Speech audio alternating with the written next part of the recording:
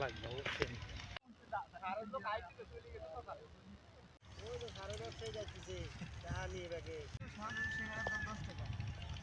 20 টাকা শোনেনি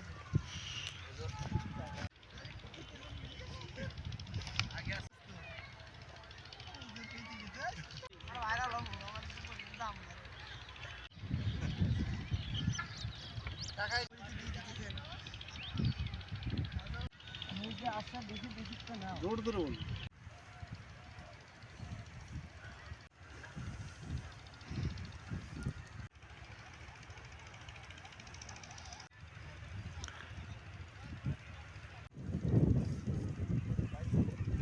হাজার ৯০০ হেক্টর জায়গায় হালি পেঁয়াজের লক্ষ্যমাত্রা নির্ধারণ করা হয়েছে। এর মধ্যে গোয়ালন্দ ব্যতীত আমার ৪টা উপজেলায়, বিশেষ করে পাংশা, বালিয়াকান্দি, কালুখালী সদর উপজেলায় বেশি পরিমাণে হালি পেঁয়াজ চাষ করা হয়।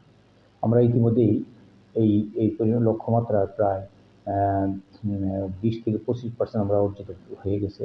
আমরা প্রায় ১২,০০০ থেকে ১৩,০০০ হেক্টর জমিতে হালি পেঁয়াজ রোপণ সম্পন্ন হয়েছে। বাকি কৃষক তারা বেশি বেশি উদ্যম নিয়ে পেঁয়াজ চাষ করতেছে। যেহেতু পেঁয়াজ একটা আমাদের অর্থকরী ফসল এবং বাংলাদেশে প্রায়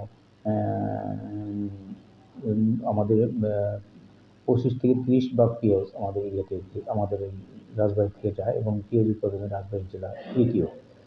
আমাদের কৃষকদের বীজ নিয়ে কোনো সমস্যা হয়নি, বীজতলায় কোনো সমস্যা হয়নি। আমরা পরামর্শ দিয়ে যাচ্ছি, কৃষকরা পাশে রয়েছে। কৃষক ধান কাটার পরপরই যতটা সম্ভব দ্রুত হালি পেঁয়াজ লাগিয়ে ফেলতেছে এবং বিভিন্ন জাতের পেঁয়াজ হচ্ছে রাজবাড়ী জেলায় উচ্চ ফলনশীল পেঁয়াজ থেকে শুরু করে হাইব্রিড জাতের পেঁয়াজ উৎপাদন হচ্ছে। আমরা কৃষকদের পাশে আছি, বিশেষ করে কৃষক যাতে সার সহজে পায়, বিভিন্ন উপকরণ সহজে পায়, এই ব্যাপারে আমরা সচেতন রয়েছি।